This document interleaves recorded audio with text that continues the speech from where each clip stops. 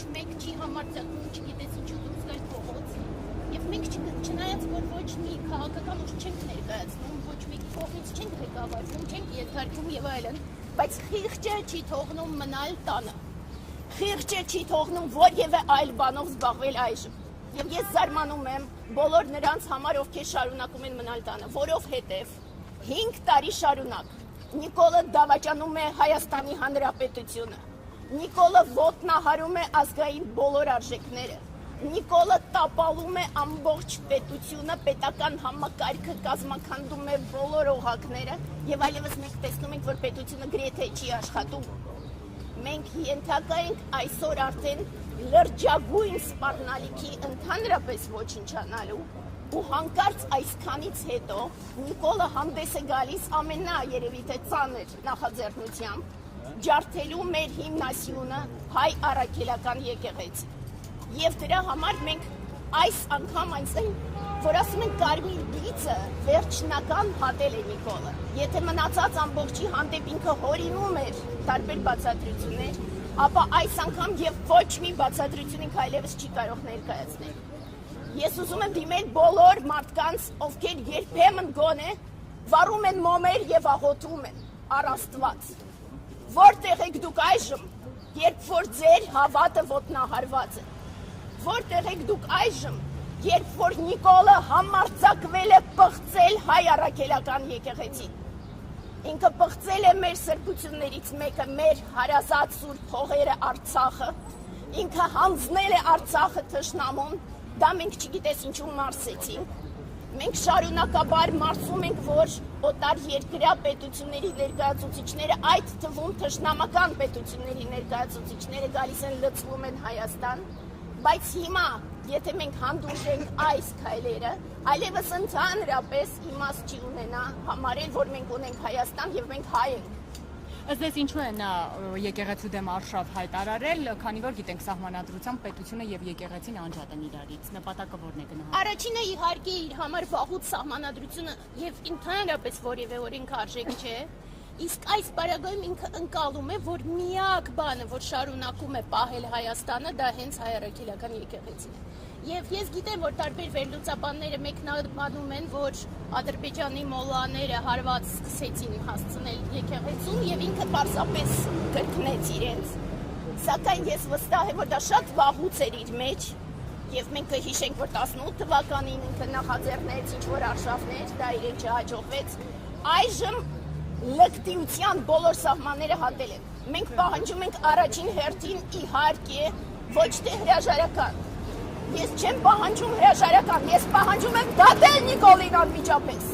Ու ես պահանջում եմ անմիջապես քրեական պատասխանատվության ենթարկել իր կենակցին այս ամբողջ բոլոր տեսակի օրենքները ոտնահարելու համար։ Անձնական վիրավորանքի։ Կենակիցը Աննա Հակոբյանն է։ Ինչի համար Ինքը շարունակաբար ամենավերջի բարերով, ես հայհոյանք նույնիսկ չգիտեմ արդեն ինչ սահմաններ իրենք, ես հասկանում եմ, որ կրթություն չունեն, ես հասկանում եմ, որ այդ հորդանոցներում իրենք են մեծացել եւ որևէ կրթություն չեն ստացել, դրա համար երբեմն փորձում են ասել, որ կրթությունը նորաձև է, որ իրանց ներշնչեն, որ կրթություն են ուզում ստանալ, այնուամենայնիվ իրենց պետք է դատել, անհապաղ։ Հիմա իշխանությունն ասում է, որ հոգևորականները պետք է բարեվարկություն անցնեն։ Ըստ ձեզ սա նշանակում է, որ Նիկոլ Փաշինյանը գնալու է այն ճանապարհով, որ նոր սահմանադրության մեջ նաև եկեղեցու վերաբերյալ որոշակի լիազորություններ ունենա, այո, եւ որոշի թե ով կարող է լինել օրինակ ամենայն հայ կաթոլիկոսը կամ չլինել։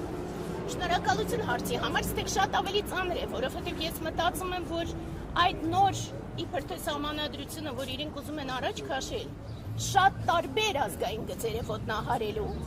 այդ թվում այո, վստահ ինքը հարվածել է նաև հայ առաքելական եկեղեցին, սակայն ես վախենում եմ, որ այս ամբողջով ինքը ոչ միայն այս քայլն է անում,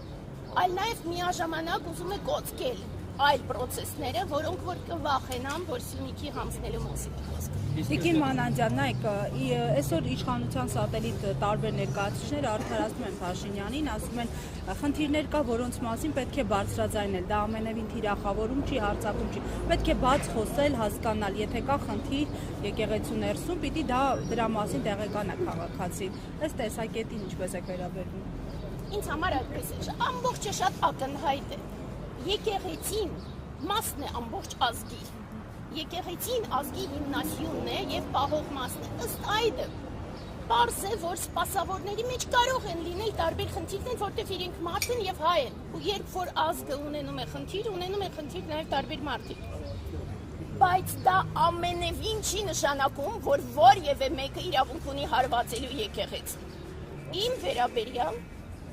ես ընդհանրապես այլ ճանապարհով եմ գնում զարգացման։ Ես պարզապես հասկանում եմ, որ եւ որևէ մեկը իրավունք չունի ոտնահարելու հավատը։ Տեսեք, ասում եմ, որ պետք է հենց եկեղեցին ինքը պաշտպան կանգնի իրեն, ինքը պետք է, չգիտեմ, կամ փողոց դուրս գա կամ ինչ-որ այլ տարբերակով խստի Փաշինյանի այս արշավը իրենց դեմ, բայց եկեղեցականները լռում են, հոգևորականները լռում են, ոչ Վեհապար Հայրապետից որևէ խոսք լսեցին, ոչ Սրբազաններից, Սրբազանները հակադարձ, ոչ Սրբազանի գերու կնոջից որևէ բան լսեցին, որևէ մեկից որևէ արձագանք չեղավ։ Տեսեք, ես դրա հետ ընդհանրապես խնդիր չունեմ։ Եկեղեցին, սա շատ կարևոր է, որ մենք հասկանանք բոլոր մարդիկ։ Եկեղեցին, դա միայն սպասավորները չեն, դա միայն կառույցները չեն դարավոր։ Եկեղեցին դա մենք ենք առաջին հերթին մենք ենք։ Երբ որ մենք դուրս ենք գալիս փողոց, մենք պաշտպանում ենք մեր հավատը։ Երբ որ ես դուրս եմ գալիս փողոց, ես պաշտպանում եմ հայ առաքելական եկեղեցին որպես ազգի հիմնասյուն։ Շատ լավ, մենք պաշտպանում ենք, իսկ իրենք ինչ-որ բան պետք է անեն։ Իրենք պետք է անեն, իրենք վաղուց պետք է անեն։ Ճիշտն ասած, իրենք պիտի 2020 թվականին, երբ որ Նիկոլը նոյեմբերի 9-ի գիշերը, իրենք պետք է որոշում կայացնեին, որ անհապաղ դատում են Նիկոլին եւ նոր իշխանություն։ Բայց իրենք նման իրավասություն չունեն։ Չէ, իրենք պետք է նախաձեռնեին դա։ Առաջինը պետք է նզովեին, երկրորդը պետք է դա բոլորը իրենց հանդեպ մեծագույն հարգանք ունեն եւ իրենք պետք է առաջնորդեին ինչ-որ ձևով պայքարը։ Բայց մյուս կողմից Ներողություն, ճիշտ եք համարում այն եկեղեցականների դիրքորոշումը, որոնք արգելում են այսուհետ եկեղեցիներ մուտքը իրենց խոսքերով նիկոլական գաղափարախոսությունը կրողների, հաշվի առնելով այս հայտարարությունը։ Տեր Փառենն էր օրինակ նման հայտարարություն արել, որը բուռն հակազդեցության առաջացավ իշխանականների կողմից։ Ցավոք սրտի առաջինը շատ դժվար է հասկանալ, թե ովքեր են Նիկոլի հետևորդները եւ գաղափարախոսություն կրողները։ Կարելի է իհարկե դատել, ինչքան ավելի տգետ դեմքով, այդքան ավելի վստահ ուրեմն Նիկոլի հետևորդն է, կարելի է ըստ այդմ շարժվել, բայց առաջին հերթին մենք պետք է հասկանանք, որ իրենք բոլորը խստագույնս մոլորյալ են։ Նիկոլը ծառայում է սատանային, մենք այստեղ հասկացել ենք, որ այսօրվա մեր կարգախոսը, եթե 5 տարի շարունակ մենք գոռում ենք Նիկոլ Դավաճան, այսօրվանից մեր կարգախոսը Նիկոլ Ներապաշտ, բայց նաև մենք հասկանում ենք, որ մարդկանց զգալի զանգված այնուամենայնիվ մոլորյալ է, նաև ընդդիմության պատճառով։ Մոլորյալ է, որովհետև ընդդիմությունը շարունակաբար եւ ոչ մի լուրջ քայլեր չի ձեռնարկել, որպեսզի ձեռբազատվի Դավաճան իշխանությունը։ Մի քանի անգամ փողոց են դուրս եկել, փորձել են հեռացնել, քայլել են, պահանջել են, վրան են խփել։ Գիտեք, ես քանի որ բոլոր process-ներին մասնակցել եմ, բայց քանի որ ընդդիմադիր եմ եղել եւ Լևոնի ժամանակ եւ Քոչարյանի ժամանակ եւ Սերժի ժամանակ, ըստ այդմ ես հստակ գիտեմ, երբ որ մարդ սկզբունքորեն գնում է պայքարի, գնում է երկով, ապա գնում է մինչև վերջ։ Այսինքն որ Սերժի ժամանակ ընդդիմադիր եղել Նիկոլին եք պաշտպանել 10 թվականին։ Չէ, ես 2010 թվականին գնացել եմ ազգային ժողով, Պարանով, հայ-թուրքական պայմանագրերի դեմ եւ այլն։ Նիկոլին չեմ պաշտպանել։ Հիմա ես գիտեմ, որ մոդայիկ է, բայց ես 18 թվականի ամենասկզբից հասկացա, որ այստեղ ոչ մի ընդդիմադիր պայքար։ Տիկին Մանանջյան, ինչու է ձեր կարծիքով Փաշինյանը ինքնավար կառավարումը ուղղվում է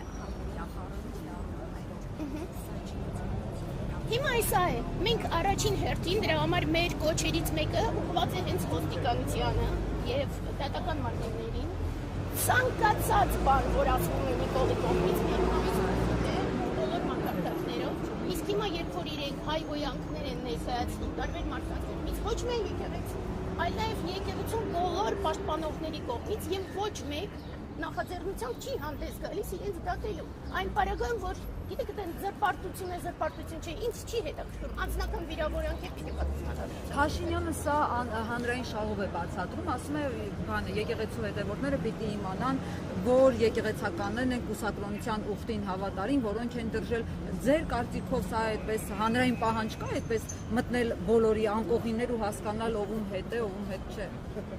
ասեմ առանցքայինը 2020 թվականից ի վեր Նիկոլը որևէ իրավունք չունի հանրային շահերի մասին խոսելու ընդհանրապես։ Հանրություն բառը ինքը իրավունք չունի կրկնելու։ Հայաստան, հանրություն, հայ ազգ նման բառերը ինքը իրավունք չունի կրկնելու։ Եվ եթե եկեղեցու մասին ասում են, որ ինքը պիտի նզովեր, ապա մենք էլ պիտի որպես հայ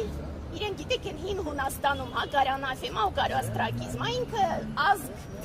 ազգ ունենալու ընդհանրապես իրավունք այլևս չունի։